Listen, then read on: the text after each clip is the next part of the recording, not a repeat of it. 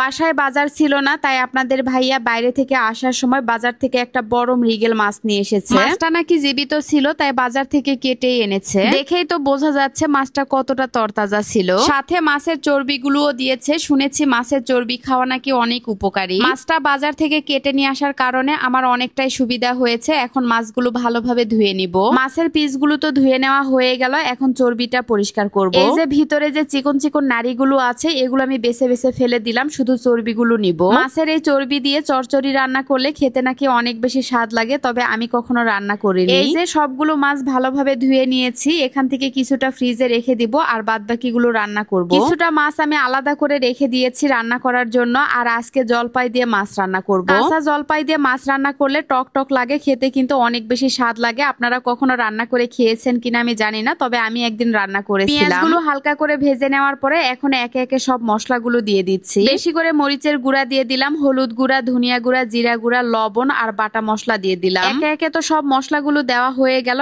এখন মশলাগুলো ভালোভাবে কষিয়ে নিব। মশলাগুলো কষানোর জন্য সামান্য একটু পানি দিয়ে দিলাম। এই পানি দিয়ে মশলাগুলো কষিয়ে নিব। এই তো মশলাগুলো কষানো হয়ে গেল, উপরে তেল ভেসে উঠেছে। তারপরে এখন ধুয়ে রাখা মাছগুলো দিয়ে দিচ্ছি। কাঁচা মাছ রান্না করা দেখে এখন আপনারা অনেকেই বলবেন এভাবে কেন মাছ রান্না করছেন। আসলে বাজার থেকে যখন জীবিত মাছ কেনা হয় তখন আমি কাঁচা মাছই রান্না করি, আর ফ্রিজের মাছ হলে ভেজে রান্না করি। মাছগুলো একটু কষিয়ে নেওয়ার পরে কাঁচা জলপাইগুলো দিয়ে দিলাম। তারপরে এখন ম্যাজিক মশলা দিয়ে দিচ্ছি। আপনারা ম্যাজিক মশলা দিয়ে এভাবে কেউ মাছ রান্না করে খেয়েছেন কিনা অবশ্যই কমেন্টস করে জানাবেন। তবে হ্যাঁ, ম্যাজিক মশলা দিয়ে মাছ রান্না করলে খেতে কিন্তু অনেক বেশি স্বাদ লাগে। যারা খাননি একদিন হলেও রান্না করে খেয়ে দেখবেন, বেশ ভালো লাগে। গতকালকে যে মরিচগুলো শুকানো হয়েছিল আজকে সেগুলো গুঁড়া করে আনা হয়েছে, সাথে হলুদও গুঁড়া করে আনা হয়েছে।